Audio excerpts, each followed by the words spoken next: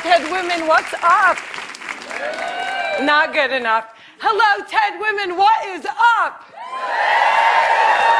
My name is Maysoon Zayed, and I am not drunk, but the doctor who delivered me was. He cut my mom 6 different times in 6 different directions, suffocating poor little me in the process. As a result, I have cerebral palsy, which means I shake all the time. Look. It's exhausting. I'm like Shakira meets Muhammad Ali. CP is not genetic. It's not a birth defect. You can't catch it. No one put a curse on my mother's uterus, and I didn't get it because my parents are first cousins, which they are. It only happens from accidents, like what happened to me on my birthday. Now, I must warn you, I'm not inspirational. And I don't want anyone in this room to feel bad for me, because at some point in your life, you have dreamt of being disabled. Come on a journey with me. It's Christmas Eve. You're at the mall. You're driving around in circles looking for parking. And what do you see? 16 empty handicap spaces. And you're like, God, can't I just be a little disabled?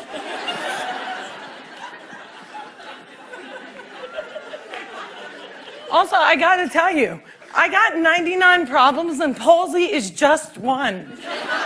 If there was an oppression Olympics, I would win the gold medal. I'm Palestinian, Muslim, I'm female, I'm disabled, and I live in New Jersey.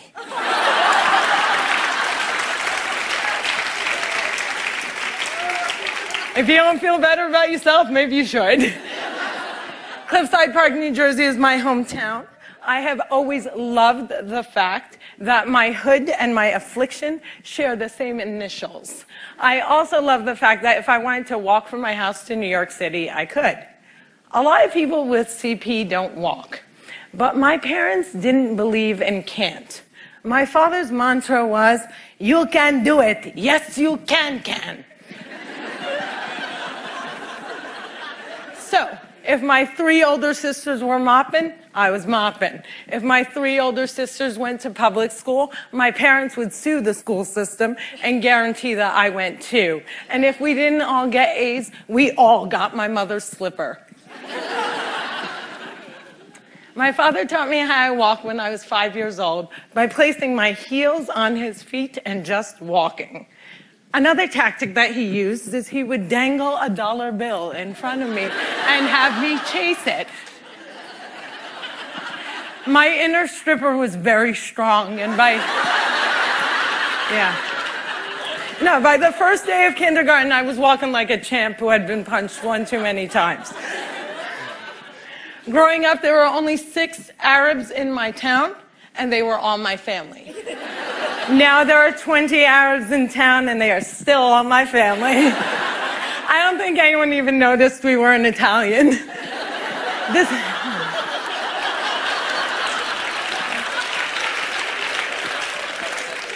This was before 9/11 and before politicians thought it was appropriate to use "I hate Muslims" as a campaign slogan.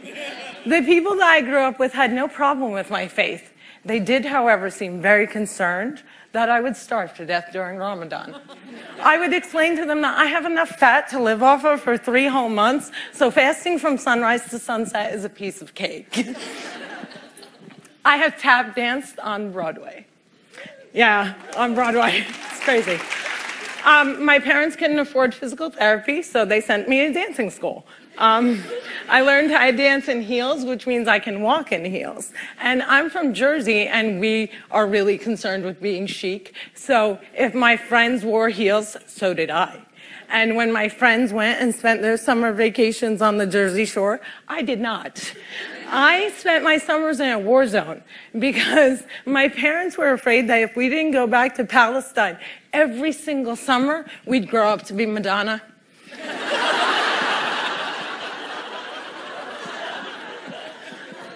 Summer vacations often consisted of my father trying to heal me. So I drank deer's milk, I had hot cups on my back, I was dunked in the Dead Sea, and I remember the water burning my eyes and thinking, it's working, it's working!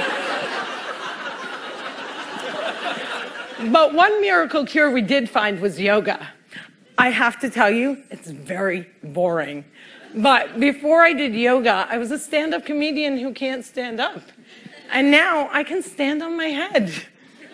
My parents reinforced this notion that I could do anything, that no dream was impossible.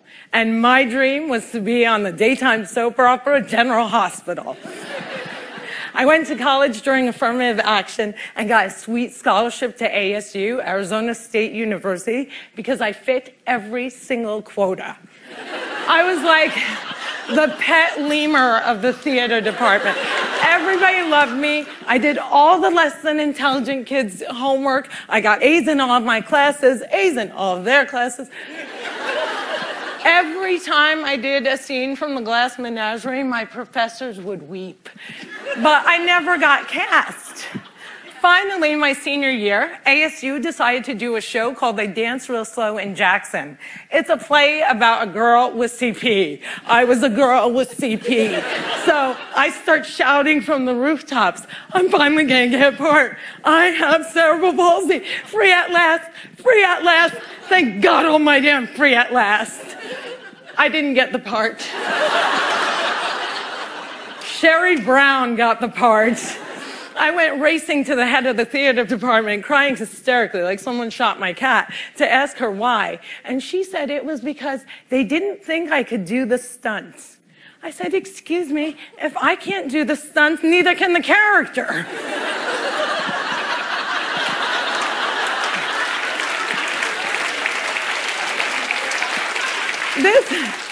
This was a part that I was literally born to play, and they gave it to a non-palsy actress. College was imitating life. Hollywood has a sordid history of casting able-bodied actors to play disabled on screen. Upon graduating, I moved back home, and my first acting gig was as an extra on a daytime soap opera. My dream was coming true, and I knew that I would be promoted from diner to wacky best friend in no time. But instead, I remained a glorified piece of furniture that you could only recognize from the back of my head. And it became clear to me that casting directors didn't hire fluffy ethnic disabled actors. They only hired perfect people. But there were exceptions to the rule. I grew up watching Whoopi Goldberg, Roseanne Barr, Ellen, and all these women had one thing in common. They were comedians. So I became a comic.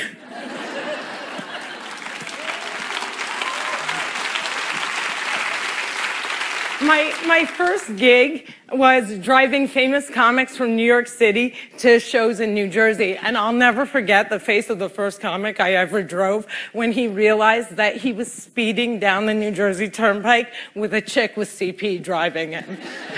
I performed in clubs all over America, and I've also performed in Arabic in the Middle East, uncensored and uncovered. Some people say I'm the first stand-up comic in the Arab world. I never like to claim first, but I do know that they never heard that nasty little rumor that women aren't funny and they find us hysterical. In 2003, my brother from another mother and father, Dean Obidala, and I started the New York Arab American Comedy Festival, now in its 10th year. Our goal was to change the negative image of Arab Americans in media, while also reminding casting directors that South Asian and Arab are not synonymous.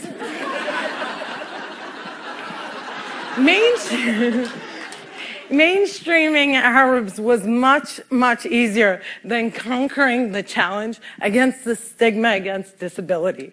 My big break came in 2010. I was invited to be a guest on the cable news show Countdown with Keith Olbermann. I walked in looking like I was going to the prom, and they shuffle me into a studio and seat me on a spinning rolling chair. So I looked at the stage manager and I'm like, excuse me, can I have another chair? And she looked at me and she went, 5, 4, 3, 2, and we were live, right? So I had to grip onto the anchor's desk so that I wouldn't roll off the screen during the segment. And when the interview was over, I was livid. I had finally gotten my chance and I blew it. And I knew I would never get invited back. But not only did Mr. Oberman invite me back, he made me a full-time contributor and he taped down my chair.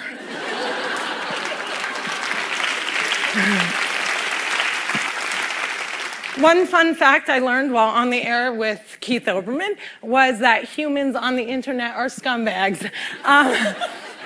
People say children are cruel, but I was never made fun of as a child or an adult. Suddenly, my disability on the World Wide Web is fair game. I would look at clips online and see comments like, yo, why is she tweaking? Yo, is she retarded?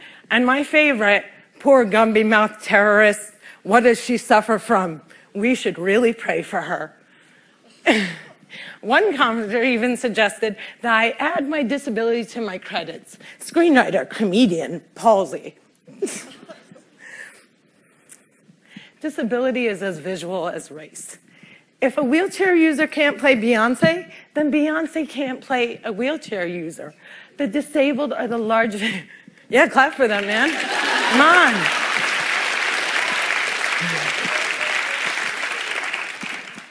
People with disabilities are the largest minority in the world, and we are the most underrepresented in entertainment.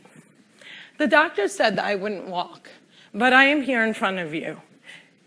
However, if I grew up with social media, I don't think I would be. I hope that together we can create more positive images of disability in the media and in everyday life. Perhaps if there were more positive images, it would foster less hate on the internet. Or maybe not. Maybe it still takes a village to teach our children well. My crooked journey has taken me to some very spectacular places. I got to walk the red carpet, flanked by soap diva Susan Lucci and the iconic Lorraine Arbus. I got to act in a movie with Adam Sandler and work with my idol, the amazing Dave Matthews. I toured the world as a headliner on Arabs Gone Wild. I was a delegate representing the great state of New Jersey at the 2008 DNC, and I founded Maysoon's Kids, a charity that hopes to give Palestinian refugee children a sliver of the chance my parents gave me. But the one moment that stands out the most was when I got, before this moment,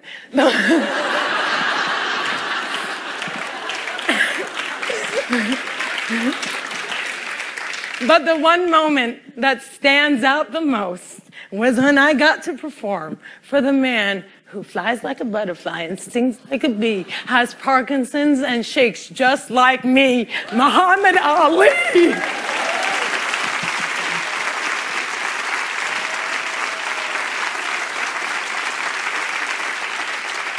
It was the only time that my father ever saw me perform live, and I dedicate this talk to his memory. Allah yarhamak yaba. My name is Maysoon Zayed, and if I can, you can.